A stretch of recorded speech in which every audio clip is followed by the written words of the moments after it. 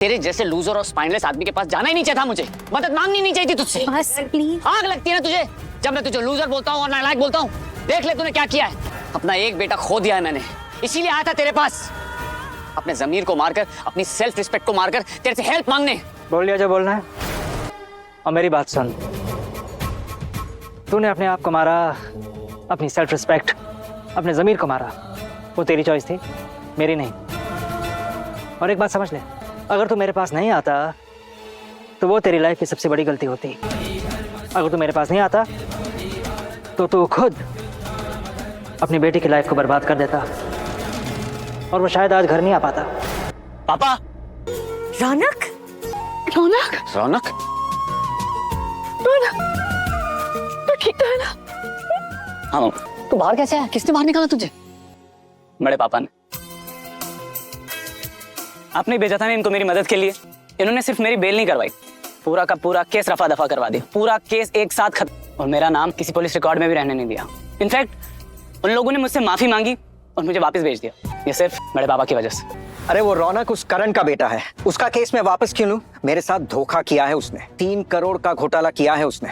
मैं छोड़ूंगा नहीं रौनक को, सालों तक जेल में बंद रहेगा वो। Relax mister Narang, take it easy, chill. जज मत बनिए जो अब रौनक के लिए इतनी सीरियस सजा सुना रहे हैं। क्या करण की गलतफहमी उसे अपनों से ही दूर कर देगी? क्या गौतम की सच्चाई आखिर सबके सामने आने वाली है? और क्या शादी की खुशी अब घर के झगड़ों में बदलने वाली है? भाई आज क्योंकि सास के एपिसोड में वो सब कुछ होने वाला है जो कभी किसी ने एक्सपेक्ट ही नहीं किया था। चलिए अब शुरुआत करते हैं आज के एपिसोड में, जिसमें फैमिली ड्रामा, इमोशंस, ईगो भरपूर देखने को मिला। पहले एपिसोड की शुरुआत होती है जब नंदिनी और करण रौनक के अचानक गायब हो जाने की वजह से बुरी तरह परेशान होते हैं। अब नंदिनी को पूरा यकीन होता है कि गौतम को रौनक के बारे में सब कुछ पता होगा।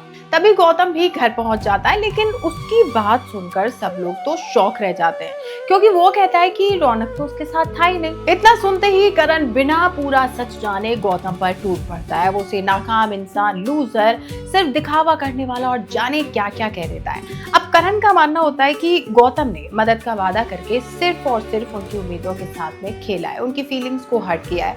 लेकिन कहानी उस वक्त पूरी तरह से बदल जाती है जब रौनक घर वापस आ जाता है। अब रौनक सबके सामने बताता है कि उसकी बेल करवाने से लेकर पुलिस की फाइल्स में रिकॉर्ड साफ करवाने तक हर काम में गौतम ने अपनी लीगल टीम के जरिए उसकी मदद की है। वही हमें फ्लैशबैक में दिखाया जाता है कि गौतम सीधा मिस्टर नारंग के पास जाता है और उसे याद दिलाता है कि पहले भी करण ने उसके खिलाफ सख्त एक्शन नहीं लिया था। अब गौतम साफ कह देता है कि अगर रौनक के खिलाफ केस वापस नहीं लिया गया तो इस बार नारंग खुद जेल की सलाखों के पीछे होगा। इस तरह से गौतम की स्मार्ट प्लानिंग की वजह से रौनक बिना किसी मुश्किल के घर लौट आता है। अब सच सामने आते ही घर का माहौल पूरी तरह से बदल जाता है। दामिनी भी करण से पूछती है कि अब उसके पास गौतम के खिलाफ बोलने के लिए क्या बचा है, वो बोल दे।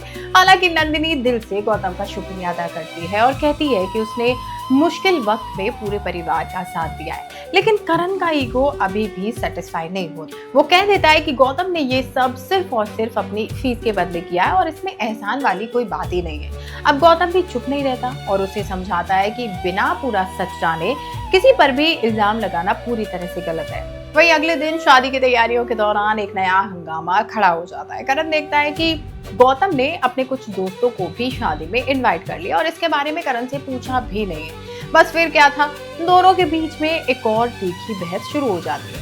करण को लगता है कि गौतम जानबूझकर उसकी बेइज्जती करना चाहता है, उसे नीचा दिखाना चाहता है, जबकि गौतम कहता है कि वो तो सिर्फ शादी को यादगार बनाना चाहता है, इसलिए उसने अपने दोस्तों को बुला लिया। अब इसी बीच तुलसी की एंट्री होती है और वो दोनों की लड़ाई देखकर ताना मारते हुए कहती है कि जिस घर के लोग एक दूसरे की इज्जत ही नहीं करते, वहाँ प्यार की उम्मीद करना बिल्कुल बेकार है। वो शोभा से अपने लिए हलवा मंगवाती है और जब करण उससे सेल्फिश कहता है तो तुलसी करारा जवाब देते हुए कहती है कि जब घर के लोग सिर्फ अपने बारे में सोचते हैं तो उसे भी किसी की फिक्र करने की कोई जरूरत नहीं है। आखिर में तुलसी एक कुर्सी घर के बीचों बीच डलवाती है, कान में हेडफोन्स लगाती है और मजे से गाने सुनते हुए हलवा एंजॉय करती है। और इसी के साथ ये एपिसोड यहीं खत्म हो जाता है, जबकि करण और गौतम को हम आखिर तक लड़ते हुए देखते हैं। अब देखना होगा कि क्या इन दोनों की लड़ाई कभी शांत हो पाएगी। क्या करण अपनी गलती मानकर गौतम से माफी मांगेगा? वेल, आपको क्या लगता है कमेंट करके जरूर बताएं। वीडियो पसंद आई हो तो लाइक करें, शेयर करें और टेलीविजन को सब्सक्राइब करना बिल्कुल ना भूलें।